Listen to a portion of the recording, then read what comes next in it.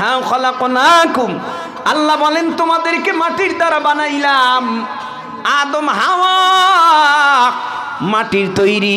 দুনিয়ার জমিনের মধ্যে আদম পয়গম্বর ভুল কইরা যখন দুনিয়ায় আমার আল্লাহ পাঠায় দিল, আদম পয়গম্বর বলে, হে রব, রব্বানা যালামনা আনফুসানা, আমি জুলুম করেছি নফসের সাথে, ওয়া ইল্লাম তাগফির লানা, আমারে ক্ষমা করে দাও, ওয়া তারহামনা লানাকুনান্না মিনাল খাসিরিন, তুমি যদি আমারে ক্ষমা না করো আমি ধ্বংস হয়ে যাব, আমি হালাক হয়ে যাব। আল্লাহ পাক রব্বুল আলামিন আমার নবীরে তারপরেও ক্ষমা করে না। কিতাবে আসছে একদিন দুই দিন না, 350 বছর পর্যন্ত এইভাবে কান্না করেছে, আল্লাহ মাফ করে দেন, আল্লাহ মাফ করে দেন, আল্লাহ মাফ করে দেন, ভুল হয়েছে ক্ষমা করে দেন। 350 বছর কান্নার পর হঠাৎ করিয়া আল্লাহর আরশে আজিমের দিকে নজর করে তাকায় দেখে আল্লাহর নামের সাথে একটা নাম লটকানো ঝুলানো। আদম নবী চিন্তা করে এই নামটা কার? আল্লাহর নামের সাথে একটা নাম লটকানো, হয়তোবা আল্লাহর কাছের কেউ হবে, হয়তোবা আল্লাহর অনেক প্রিয় হবে, আল্লাহর অনেক প্রিয় বন্ধু হবে। দেখি এই নাম উচ্চারণ করিয়া আল্লাহর কাছে ক্ষমা পাওয়া যায়নি। এবার আল্লাহর কাছে বলে, আদম নামে সর্বপ্রথম তুমি আমায় বানায়া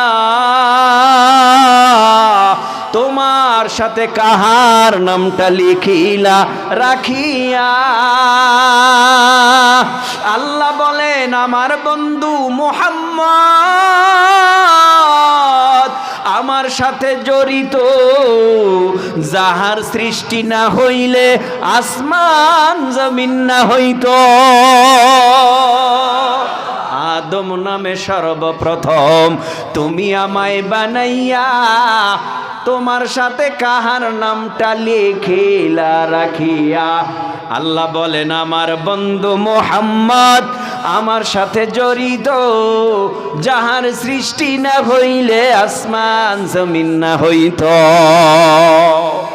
ও আল্লাহ, ওই নামের উসিলায় আমারে মাফ করে দাও। আল্লাহ কয়, যা তোরে আমি মাফ করে দিলাম। আদম নবী ক্ষমা পায়া গেল। আল্লাহ পাক এবার আদম নবী এবং আদম নবীর সন্তানকে আল্লাহর তরফ থেকে মাটির দ্বারা বানাইয়া কর্মসূচি দিল। 1 নাম্বার কর্মসূচির নাম আমানতু বিল্লাহ। এবার কান খাড়া করে অন্তরের কান লাগায়া শুনতে হবে। আল্লাহ বলেন কর্মসূচি 1 নাম্বার, আল্লাযীনা ইউমিনুনা বিল গায়বি ওয়া ইউকিমুনাস সালাতা ওয়া মিম্মা রাযাকনাহুম ইউনফিকুন।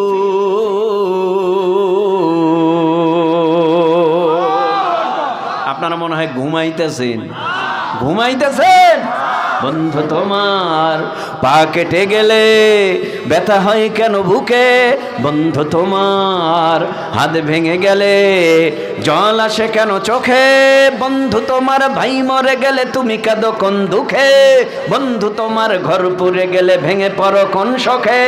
বলবে আমায় পাগল তুমি, বোঝো না সহজ কথা, যে কোনো অঙ্গে আঘাত পেলে যে সারা দেহ করে ব্যথা, শিরায় শিরায় রক্ত ধারায় মিশে যায় যন্ত্রণায়, প্রকৃতির সেই শাশ্বত বিধান তুমি কেন বুঝলে না?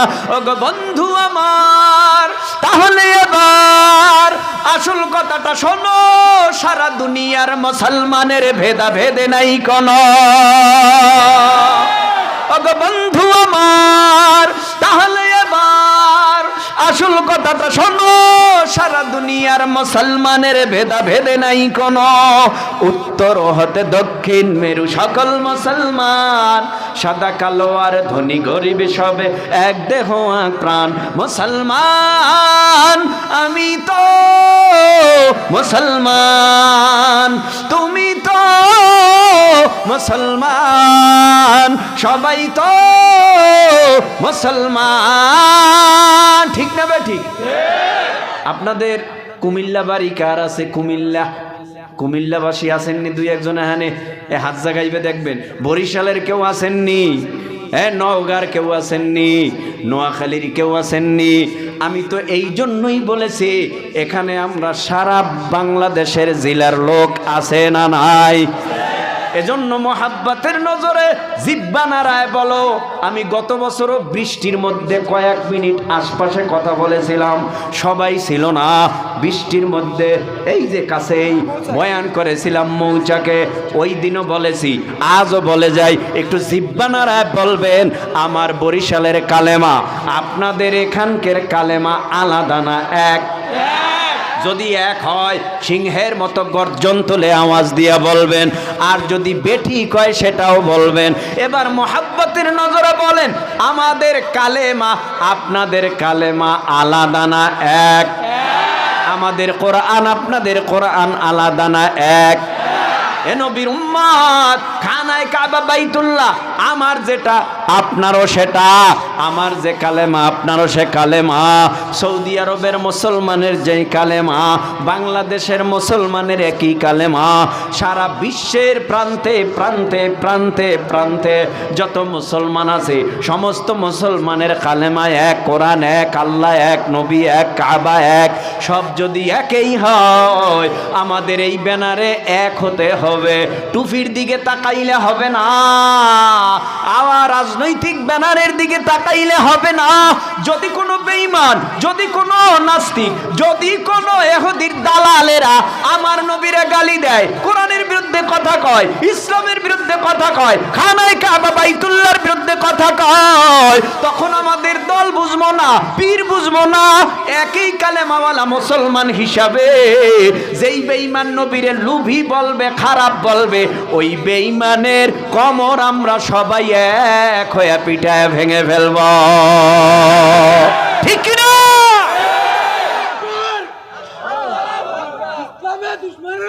ভাইরা আমার, এখানে আমাদের এক হতে হবে। বাবার বিরুদ্ধে কথা বললে মাথা গরম, পীরের বিরুদ্ধে কথা বললে মাথা গরম, নেতার বিরুদ্ধে কথা বললে মাথা গরম, নেত্রীর বিরুদ্ধে কথা বললে মাথা গরম। তাকে পিটাইতে আসো লাঠি লইয়া। আমার আল্লাহ যারে না বানাইলে আসমান জমিন পাহাড় পর্বত চন্দ্র সূর্য গ্রহ নক্ষত্র কিছুই বানাইতো না। এই নবীরে বেঈমানেরা গালি দিবে, আর বেঈমানেরা গালি দিয়া কমর সোজা করে দাঁড়ায় থাকবে। এটা হতে দিব না। প্রয়োজনে আমরা মুসলমান ওই বেঈমানের চিহ্ন মাত্রাও রাখবো না, রাখবো না, রাখবো না, ঠিক কিনা? যদি এমনটা হয় তাহলে কোনো বেঈমান কোরআনের বিরুদ্ধে, ইসলামের বিরুদ্ধে, নবীর বিরুদ্ধে কথা বলার সাহস পাবে না। আল্লাহ বলেন তোমাদেরকে মাটির দ্বারা বানাইলাম, বানাইয়া কর্মসূচি দিলাম।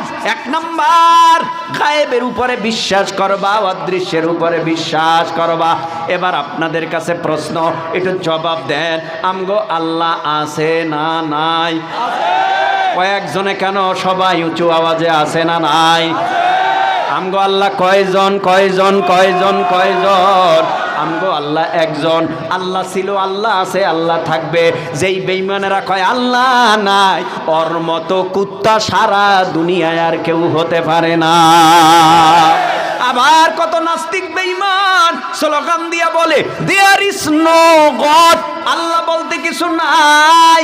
আল্লাহ বলতে যদি কিছু কেউ নাই থাকতো, তোর কোন বাবায় সূর্য চালায়, তোর কোন বাবায় চন্দ্র চালায়, তোর কোন বাবায় ওই পানির মধ্যে জোয়ার ভাটা গড়ায়? কথা কন না কেন?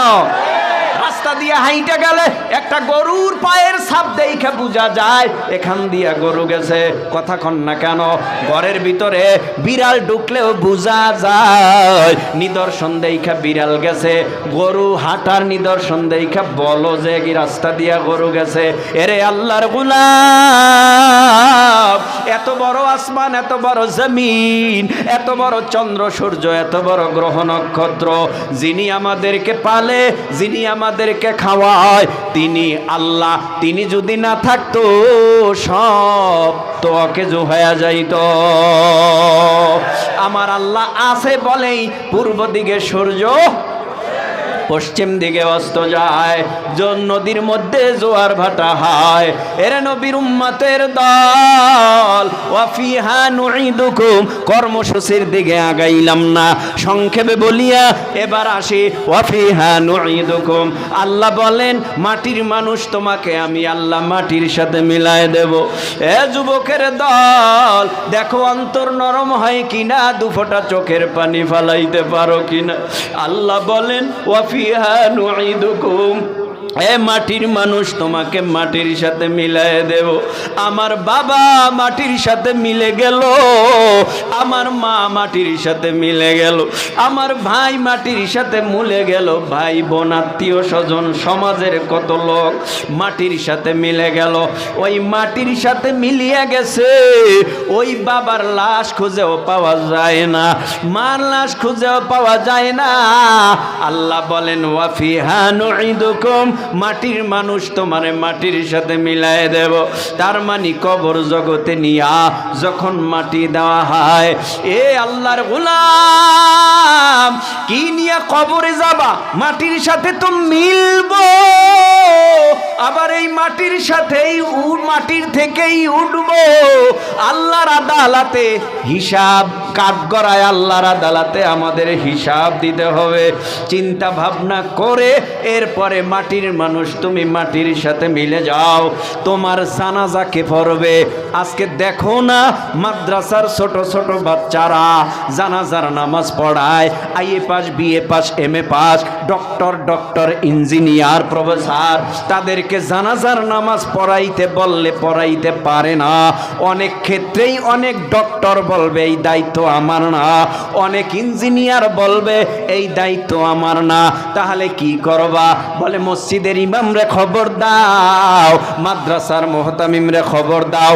মাদ্রাসার মুহতামিমরে খবর দিছে, মাদ্রাসা মসজিদের ইমামরে খবর দিয়া বাবার জানাজায় হাজির করছে। এ যুবকের দল, বারাটিয়া হুজুর জানাজা পড়ায় 3 মিনিটে, আর নিজের আলেম কোরআনের হাফেজ মাওলানা সন্তানটা নিজের মা বাবার জানাজা পড়ায় 6 মিনিটে। কি ব্যাপার? নিজের বাবার জানাজা অন্য কাউরে দিয়া পড়াইলে ভক্তি সহকারে পড়ায়, তবে আন্তরিকতা থাকে না, মায়া মমতা থাকে না।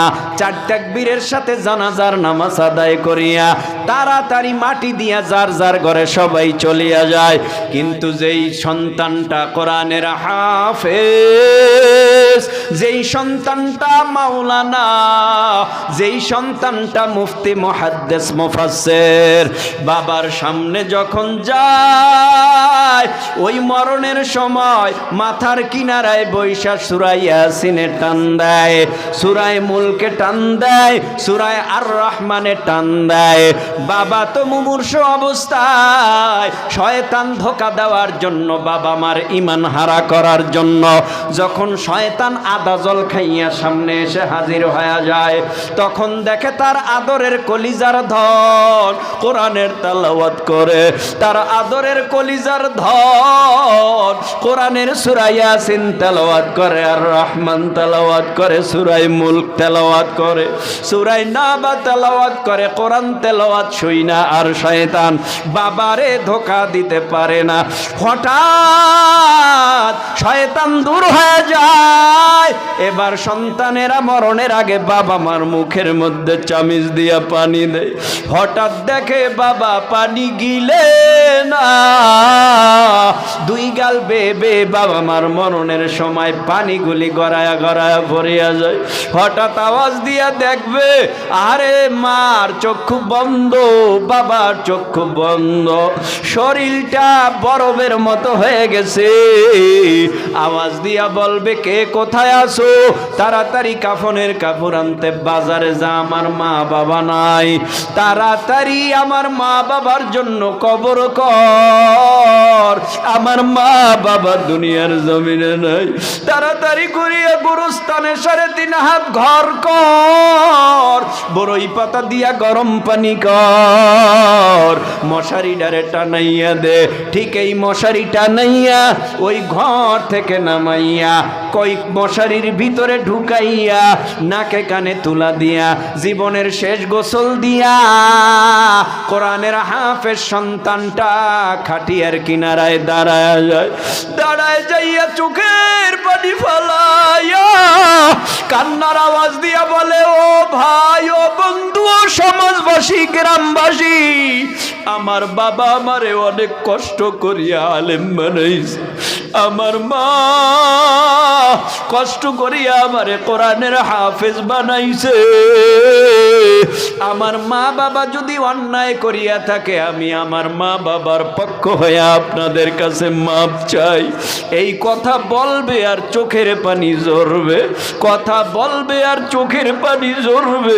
হঠাৎ করিয়া জানাজার নামাজ পড়াইবার জন্য তাকবীরে তাহারিমা বলে তাকবীর শুরু করে দিবে, 4 তাকবীরের সাথে জানাজার নামাজ পড়বে, আল্লাহু আকবার বলে যখন জানাজার নামাজ শুরু করে দিবে তখন আল্লাহর বান্দার মুখের ভিতরে সানা আসতে চায় না, তখন দুরূদ আসতে চায় না, আর যখন দোয়া পড়বে চোখের পানি ফালায়া বলবে, আল্লাহুম্মা গফিরলি হাইয়িনা ওয়া মাইয়িতিনা ওয়া শাহিদিনা ওয়া গায়বিনা ওয়া সগীরিনা ওয়া কাবীরিনা ওয়া যাকারিনা ওয়া উনসানা, আল্লাহুম্মা মান আহইয়াইতাহু মিন্না ফাআহইহি আলাল ইসলাম ওয়া মান তাওয়াফফা মিন্না ফাতাওয়াফাহু আলাল ঈমান।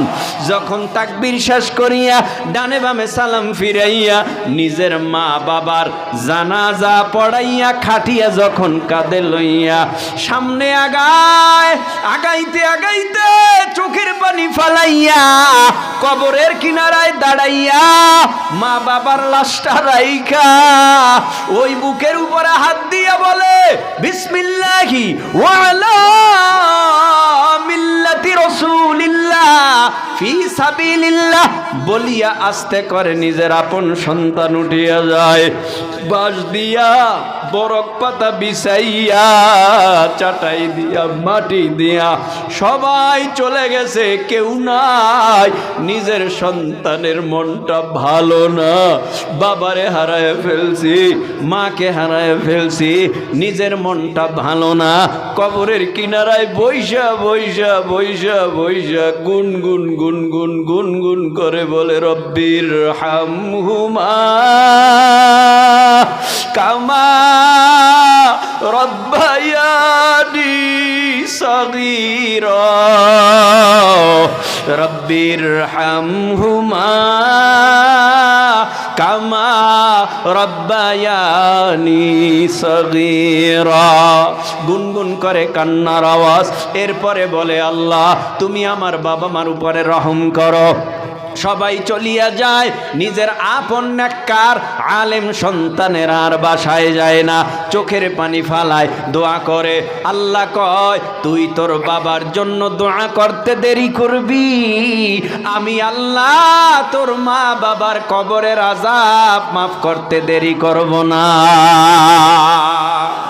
ওয়াফিহা নুঈদুকুম, কবর জগতে যেতে হবে, ওয়া মিনহা নুখরিজুকুম তারাতান উখরা।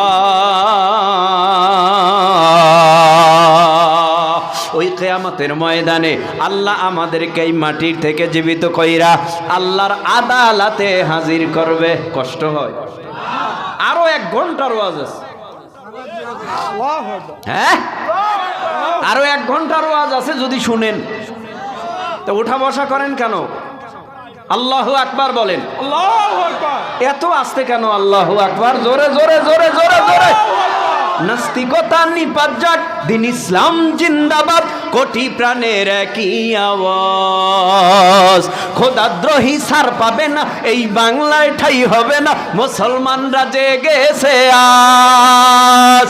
জোর কদমে সামনে চলো, বজ্র কণ্ঠে আওয়াজ তোলো, সবাই মিলে একই তালে দাও না স্লোগান, নারায়ে তাকবীর, নারায়ে তাকবীর, দিন ইসলাম, দিন ইসলাম জিন্দাবাদ, জিন্দাবাদ। কোরআন সুন্নাহ যেখানে, মাহফিল আছে যেখানে, মাদ্রাসা যেখানে, গান বাজনা যেখানে, হাসা তো আল্লাহ কবুল করুন। ওয়ামিনহা নুখরিজুকুম তাওবাতান উখরা। ঝামেলা হইল, শুক্রবার হইলে মজা হইতো, ঠিক না?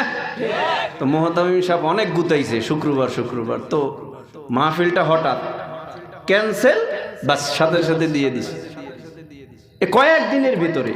তো শুক্রবার নিতে হলে তো 1 বছর আগে যোগাযোগ করা লাগবে, বুঝেন নাই? তো তারপরও কি খারাপ? মানুষ যা আসছে আপনারা বেজার, খুশি? তো সবাই 40 বছর উপরে যারা আছেন তারা নীরবতা পালন করবেন। 40-এর নিচে যাদের বয়স তারা তো যুবক, ঠিক না? এমন কারা আছেন তারা হাত জাগান। আল্লাহু আকবার। যুবক যুবক যুবক, বুড়ারা হাত জাগাইয়েন না, যুবকরা হাত জাগান। জাগাইছেন? আল্লাহু আকবার। এবার আপনাদের পরীক্ষা নিব, আপনাদের আওয়াজ ছোট না বড়? নারায়ে তাকবীর, আল্লাহু আকবার। হাত নামান। মুরব্বীরা যারা আছেন তারা হাত জাগান। মুরব্বী মুরব্বী হাত জাগান, মুরব্বী কইলেও বিপদ। হাত জাগাইছেন? দোনো হাত। 40-এর উপরে যাদের বয়স, মাশাআল্লাহ, সংখ্যা এরা তো কম না। হায়াত দিছে আল্লাহ, কথা দেখছেন নি? হ্যাঁ, এরপরও আছে বাচ্চা। আল্লাহ হায়াতে তয়্যিবা দান করুন, বলেন আমিন। আপনারা চুপ থাকবেন, এরা আওয়াজ দিবে আল্লাহু আকবারের তাকবীরের আওয়াজ। দেখবো আপনাদের থেকে এদের আওয়াজ দুর্বল না সবল। নারায়ে তাকবীর। দেখছেন নি বামে ডানে আবার কেউ সহযোগিতা করছেনি, যে আমার আব্বাই আছে, আমার বড় ভাই আছে, তো এগো একটু জিতায় দিই না। এবার সবাই মিলে তাকবীরের আওয়াজ দিব। এই তাকবীরের আওয়াজ মুসলমানের সবচাইতে বড় পাওয়ারফুল এক অস্ত্রের নাম। বদরের ময়দানে তাকবীরের আওয়াজে বেঈমানরা মাঠ ছাড়তে বাধ্য হয়েছে। মুতার ময়দানে তাকবীরের আওয়াজে বেঈমানরা মাঠ ছাড়তে বাধ্য হয়েছে। ধুকে ধুকে বেঈমানেরা ইঁদুরের মতো গর্তে পালাতে বাধ্য হয়েছে, মাথা উঁচু করতে পারে নাই। আজ যদি গোটা পৃথিবীর মুসলমানেরা তাকবীরের আওয়াজ দেওয়ার মতো দেওয়া যায়, বেঈমানরা জালেমরা ইঁদুরের মতো গর্তে পালাবে, মুসলমান নিধন করার সাহস পাবে না।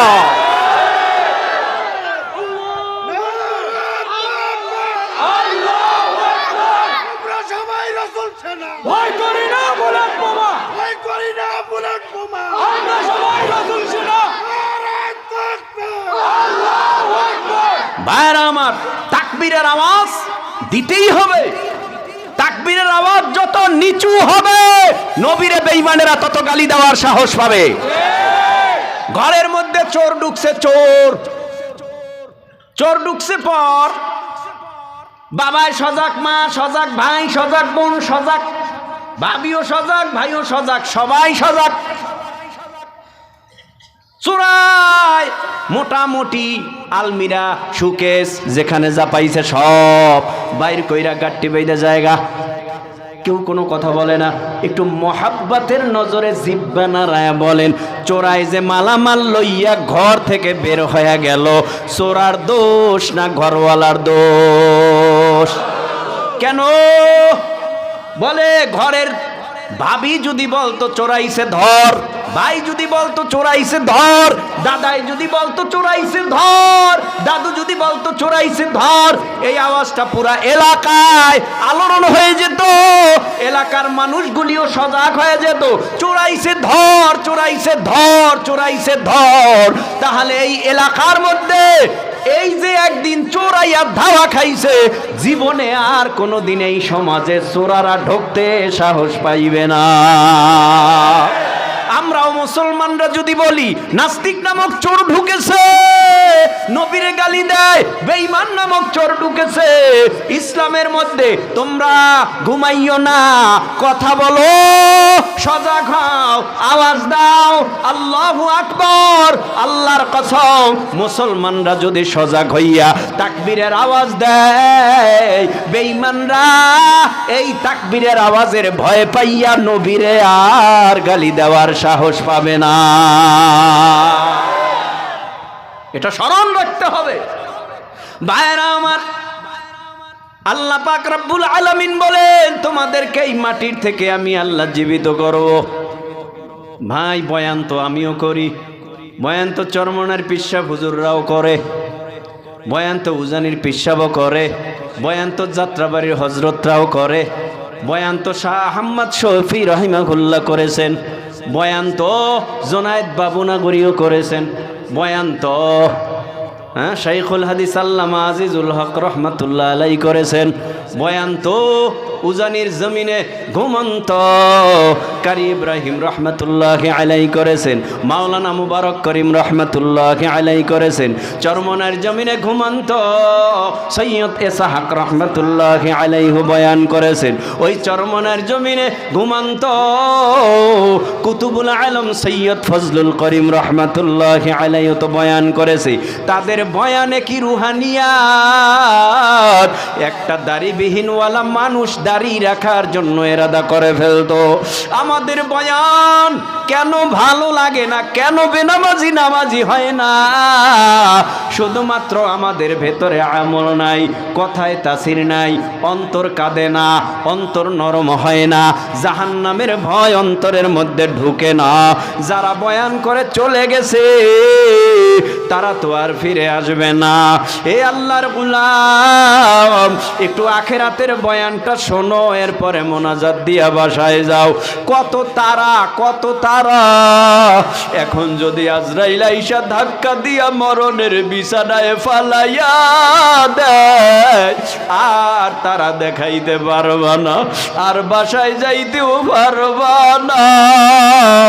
হঠাৎ করে আওয়াজ আসবে, নাই নাই নাই নাই নাই নাই নাই নাই নাই নাই, ভিতরে রুহু নাই, এ তাড়াতাড়ি অ্যাম্বুলেন্স ভাড়া কর, বরিশাল হুজুর রে বরিশাল পাঠান লাগবে, তাড়াতাড়ি অ্যাম্বুলেন্সটা ভাড়া কর, অ্যাম্বুলেন্স ভাড়া কইরা তাড়াতাড়ি বরিশালের হুজুর রে বরিশাল পাঠায় দে। আমার কোনো কথাই থাকবে না, আওয়াজেই থাকবে না, দুর্বল হয়ে যাব। এ যুবক ভাই, ওই হাসুরের ময়দানে আমার আল্লাহ নিজে আমাদেরকে জীবিত করবে। ওয়ানুফিকা ফিস-সূরি ফাইদাহুম মিনাল আজদাসি ইলা রাব্বিহিম ইয়ানসিলুন। ওই হাসরের ময়দানে আমাদেরকে আমার আল্লাহ জীবিত করবে। ইসরাফিল দ্বিতীয়বার সিংহা বাজাইয়া কিয়ামতের ময়দান কায়েম করবে। কিয়ামতের ময়দান কায়েম করার পর মানুষগুলি রবের দিকে, আল্লাহর আদালতের দিকে ছুটে যাবে। যখন আল্লাহর কাছে যাবে, আল্লাহ নিজে বিচার করবে। এই আল্লাহ নিজে হাকিম, আল্লাহ নিজে হাকিম, আল্লাহ নিজে হাকিম। বিচারটা হবে কত সূক্ষ্ম। ফামাইয়া আমাল মিসকালা যাররাতিন খায়রান ইয়ারা ওয়া মাইয়া আমাল মিসকালা যাররাতিন শাররান ইয়ারা। আল্লাহ বিচার করবে খুব সূক্ষ্মভাবে, বিচারটা করবে। আল্লাহ কারো উপরে জুলুম কইরা বলবে না জাহান্নামে যা।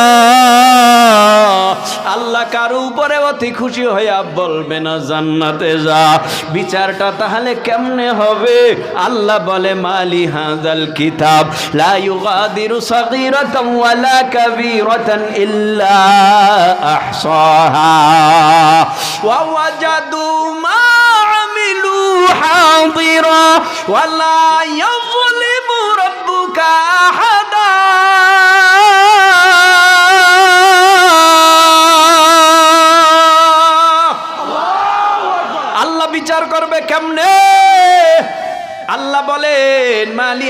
কিতাব এটা এমন একটা আমল নামা লা ইউগাদিরু সগীরাতাম ওয়ালা কাবীরা, ছোট নেক বড় নেক, ছোট পাপ বড় পাপ, ছোট গুনাহ বড় গুনাহ। ওয়া ওয়াজাদু মা আমিলু হাদিরা, লিপিবদ্ধ করনে ওয়ালা সাংবাদিক ফেরেশতারা লিপিবদ্ধ করতেছে। এমনটা হবে না।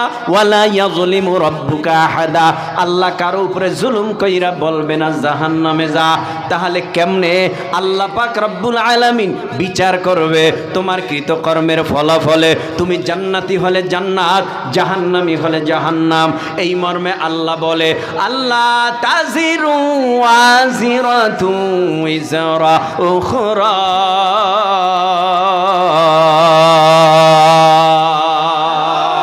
কৃতকর্মের ফলাফলে তুমি জান্নাতি হলে জান্নাত, কৃতকর্মের ফলাফলে তুমি জাহান্নামী হলে জাহান্নাম। আল্লাহ তোমার কৃতকর্মের ফলাফলে জান্নাত জাহান্নাম দিবে, মিজানের পাল্লা দিয়ে নেকি বদি ওজন দিবে। আহা ফাআম্মা মান সাকুলাত মাওয়াজিনুহু ফাহুয়া ফি ঈশাতির রাদিয়া ওয়া আম্মা মান খাফফাত মাওয়াজিনুহু ফাউম্মুহু হাওিয়া। মিজানের পাল্লায় নেকি বদি ওজন দেয়া হবে, মিজানের পাল্লায় নেকি বদি ওজন দিবে। আল্লাহকে যেও কেউ দোষারোপ করতে না পারে। এই দুনিয়ার জমিনের মধ্যে দোকানে গিয়া বলো 1 কেজি পেঁয়াজ দেন, কেন আন্তাজে দিলে তুমি খুশি না? কেন খুশি না? আন্তাজে আমি নিব না, মাইপা যা পাই তা দাও, কম বেশির দরকার নাই, আমি 100 টাকায় যা পাই তা মাইপা দাও। আমার আল্লাহ তোমার 60 বছর 70 80 90 100 বছরের হায়াতের কি নেক করছো, কি পাপ করছো, মিজানের পাল্লায় নেকি বদি ওজন দিবে। যার নেকের পাল্লা ভারী আল্লাহ বলবে ইনতালিকু বিআবদি ইলাল জান্নাহ, ও ফেরেশতারা ওরে ইস্তেকবাল দিয়া স্বাগত জানাইয়া জান্নাতের মেহমান বানায়া দে।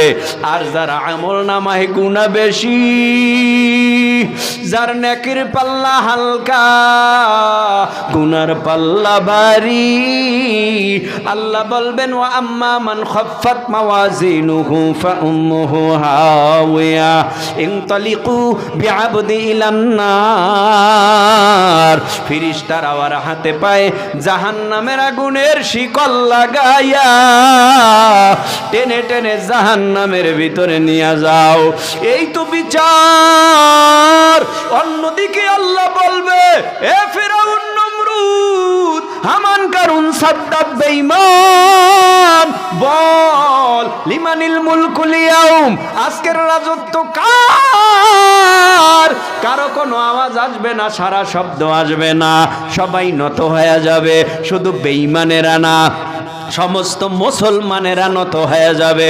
শুধু মুসলমানেরা না, আদম নবী থেকে শুরু করে ঈসা নবী পর্যন্ত সবাই বলবে ইয়া নফসি ইয়া নফসি।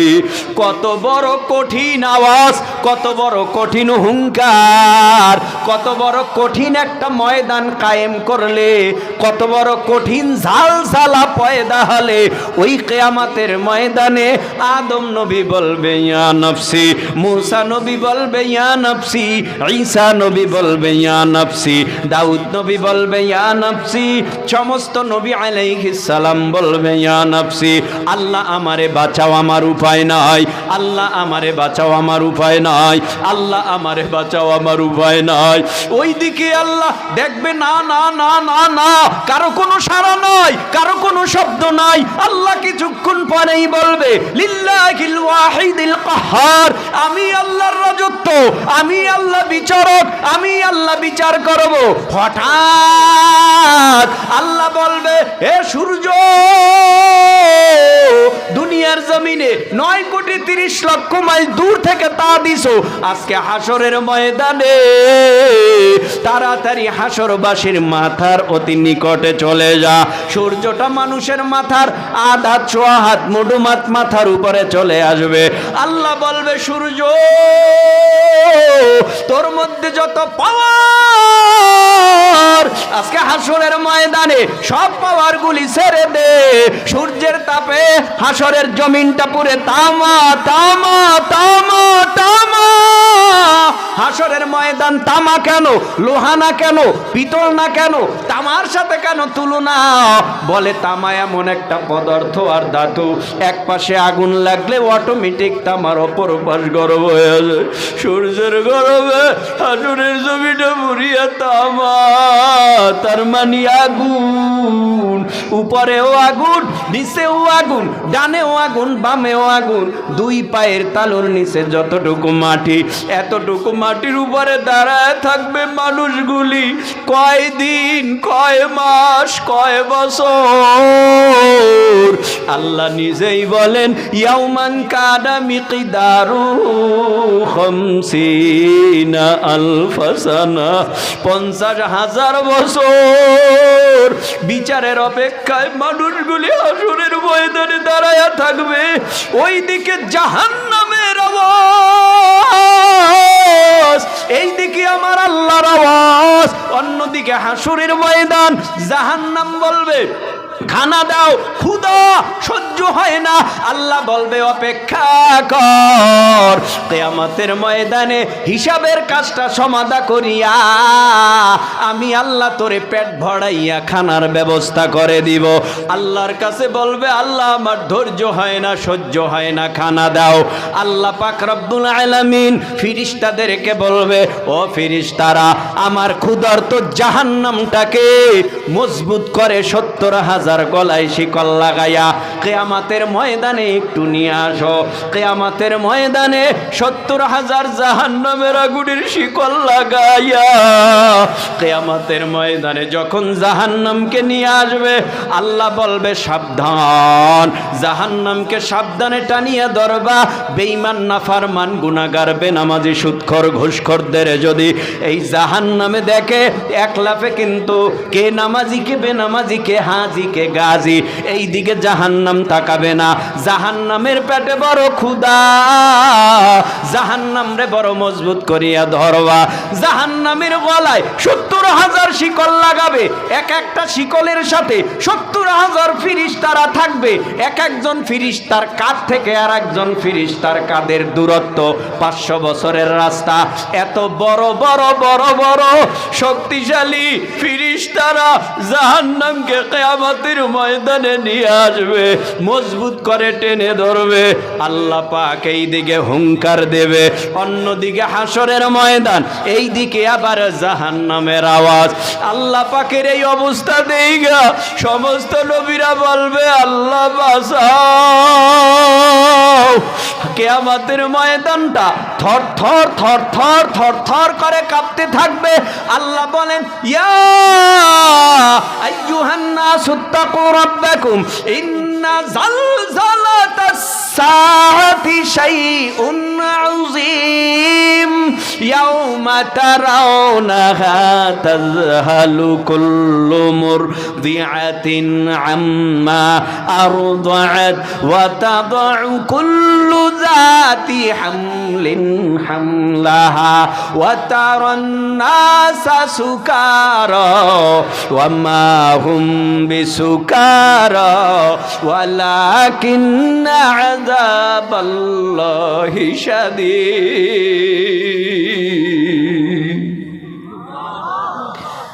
আল্লাহ বলেন হে মানব মণ্ডলী, আমি আল্লাহরে ভয় কর। কেন ভয় করবি? ইন্না জালজালাতাস সাআতি শাইউন আযীম, কিয়ামতের প্রকম্পন, ভূমিকম্প, গর্জন বড় মারাত্মক। ওই ময়দানে দুধদাইনী মা দুধের বাচ্চাকে ভুলে যাবে। ওই ময়দানে গর্ভদাইনীদের গর্ভগুলি টাস টাস টাস টাস করে খালাস হয়ে যাবে। ওই ময়দানে সবাইকে মনে হবে পাগল, মাতাল। আসলে কেউ পাগলও না, কেউ মাতালও না। কিয়ামতের ময়দানে আল্লাহর ভয়ে সবাই দিশেহারা হয়ে যাবে।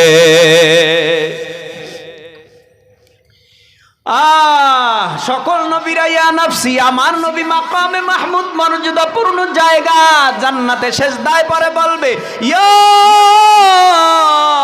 রব্বি হাবলি উম্মতি। আল্লাহু আকবার। কি আজীব কথা, কি আজীব কথা। সকল নবীরা বলবে আমারে বাঁচাও, আমার নবী বলবে আমার উম্মত বাঁচাও, নবীরা বলবে আমারে বাঁচাও, বিশ্ব নবী বলবে আমার উম্মত বাঁচাও। ওই দিনও উম্মতের কথা নবী ভুলবেন না। অনেক লম্বা কথা, ফজরের নামাজ, কত ইবাদত, কত মানুষ আছে